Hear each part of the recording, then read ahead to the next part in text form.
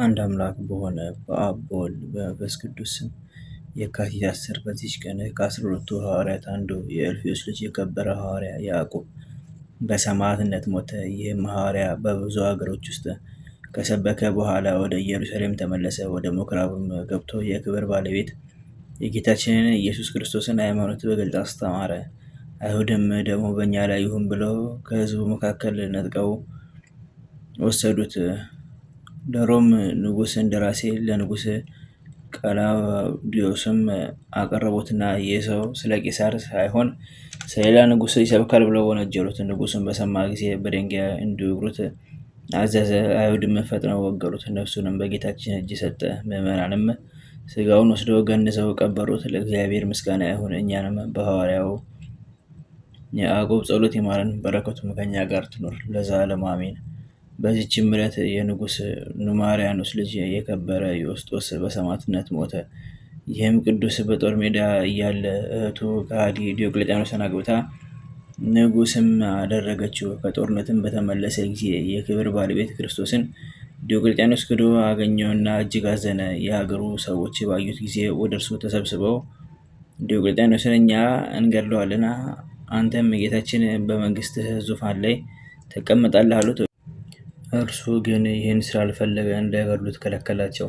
ከምድራዊት መንግስት ሰማያዊ መንግስትን መርጧልና። ከዚህም በኋላ ወደ ንጉሥ ዲዮቅልጥያኖስ ቀርቦ በክብር ባለቤት በጌታችን ኢየሱስ ክርስቶስ ታመነ። ንጉሡም ፈርቶታልና ጌቴ ዮስጦስ ሆይ ይህን ታደርግ ዘንድ ያስገደደህ ማን ነው አለው። የከበረ ዮስጦስም በምስክርነቴ ደሜን እንዳፈስ ካልጻፍክ ሕዝቡን በአንተ ላይ አስነስቼ ከመንግስት እንደማስወጣ የክብር ባለቤት ጌቴ ኢየሱስ ክርስቶስ ሕያው ነው ብሎ ማለ። በዚያንም ጊዜ ንጉሡ ፈርቶ ከሚስቱ ከታውክልያ ከልጁ ከአቦሊ ጋር ወደ ግብፅ አገር እንዲወስዷቸው አዘዘ። የእስክንድርያንም ገዢ አብዝቶ እንዲሸነግለው ምናልባት ልባቸው ቢመለስ እንዳያሳዘናቸውም አለዚያ እያንዳንዱን እንዲለያያቸው አዘዘው። ወደ ግብፅ አገርም በደረሱ ጊዜ ከእርሳቸው ጋር የንጉሥ ደብዳቤ አገልጋዮችም አሉ። የእስክንድርያ ገዢ በአያቸው ጊዜ እጅግ ፈራ። ሊሸነግለውም ጀምሮ ቅዱስ ዮስጦስን ጌታዬ እንዲያታደርግ ክብርህ ይሻልሃል አለው። የከበረ ዮስጦስም ነገር አታብዛ አለው። መኮንኑም ፈርቶ ቅዱስ ዮስጦስን ወደ ላይኛው ግብፅ ወደ እንዴናው ገዢ ሰደደው። ልጁ አቦሊን ወደ ሀገረ ብስጣ፣ ሚስቱ ታውክልያን ወደ ሀገረ ጻ ላካቸው። ከአገልጋዮችም የሚያገለግላቸው አንዳንድ ሰጣቸው። የከበረ ዮስጦስንም በእንዴናው ከተማ ብዙ ካሰቃዩት በኋላ ራሱን ቆረጡት። የሰማዕትነትንም አክሊል ተቀበለ። ከስጋውም ድንቆች ታምራቶች ተገለጡ። ለበሽተኞች ታላቅ ፈውስ ሆነ። ለእግዚአብሔር ምስጋና ይሁን፣ እኛንም በሰማዕታት ጸሎት ይማረን፣ በረከታቸውም ከኛ ጋር ትኑር ለዘላለሙ አሜን። በዚህችም ዕለት በገድል የተጠመደ ምሁር የሆነ የዓለም ሁሉ መምህር አባ ኤስድሮስ ፈርማ ከሚባል አገር አረፈ። የዚህም ቅዱስ ወላጆቹ በምስር ሀገር የከበሩ ባለጸጎች ናቸው። ለእስክንድርያ ሊቀ ጳጳሳትም አባ ቴዎድሮስና አባ ቄርሎስ ዘመዶች ናቸው። ከእርሱም በቀር ልጅ የላቸውም። መንፈሳዊ ትምህርትን ሁሉ የቤተ ክርስቲያንን መጻሕፍት ሁሉ አስተማሩት።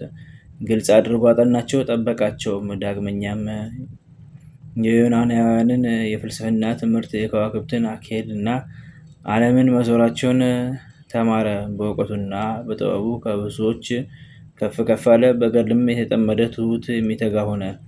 በሀገሮችም ያሉ ሰዎች ስለ እርሱ በሰሙ ጊዜ በእስክንድርያ ሀገር ላይ ሊቀ ጵጵስና ይሾሙት ዘንድ ተማክረው ከኤጲስቆጶሳቱ ጋር ተስማሙ። በሌሊትም ወጥቶ ሸሸ።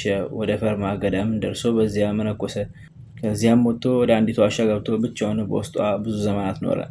ብዙ ድርሳናትና ተግሳጻትንም ደረሰ። ከእርሳቸውም ስለ ነገሥታትና ስለ መኳንንት የደረሳቸው አሉ። የቤተ ክርስቲያንን መጻሕፍቶችን ብሉያትና አዲሳትን ተረጎመ። የመጻሕፍቶችም ቁጥራቸው 18,000 ነው።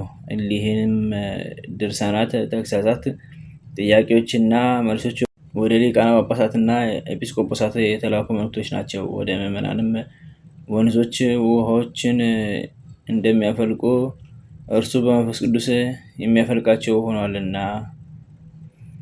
ይህንም በጎ ስራውን ሲፈጽም መልካም ጉዞን አከናውኖ ወደ በጎ ሽምግልና ደርሶ እግዚአብሔርን አገልግሎ በሰላም አረፈ። ለእግዚአብሔር ምስጋና ይሁን፣ እኛንም በጸሎት ይማረን፣ በረከቱም ከኛ ጋር ትኖር ለዘላለሙ አሜን። በዚችም ቀን የፋርስ ሀገር ኤጲስቆጶስ አባ ፌሎ በሰማዕትነት ሞተ። ይህንንም ቅዱስ ለእሳት እንዲሰዋ ለፀሐይም እንዲሰግድ የፋርስ ንጉሥ አዘዘው። እምቢ ባለውም ጊዜ ታላቅ ስቃይን አሰቃይቶ ራሱን በሰይፍ ቆረጠው።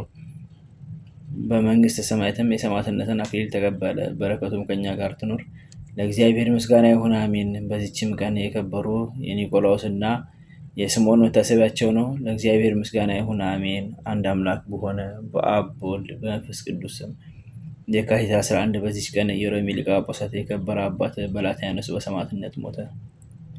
ዘአቅረብኩ ማሕሌተ ዘኪርየ አእላፈ እምዕለ ጽምዱከ ዘልፈ ለላነ በብቶ ከብቴኔተ መጻፈ እንተረሴከ እግዚኦ ጸሪቀ ምሉቶ ኮፈ እምላቡ ለህንዘ ተርፈ ነቢያት ቅዱሳን ሐዋርያት ሰባክያን ሰማዕታት ጻድቃን ደናግል አዲ በመነኮሳት ኢራን ባረኩ በዛቲ መካነ እስከ ረገይሊ ቆኖስ ጻን ለጻፉ በክርታስ ወለዛ ጻፉ እንዘደርስ ወለዛ አንቦስ ተረጎመ ሳዲስ ወለሰማ ቃሎ ወዝናፈስ ዘረተሙ ማርያም አረቂተ ኩሉ እንባስ ወሬ ማረን ኢየሱስ ክርስቶስ በቅዱሳኑ ስለተጠበቀን በረከታችን ከኛ ጋር ትኑር። ኦ አምላክነ በከመ እምነትከ ወአኮ በከመ አምሳነ አቡነ ዘበሰማያት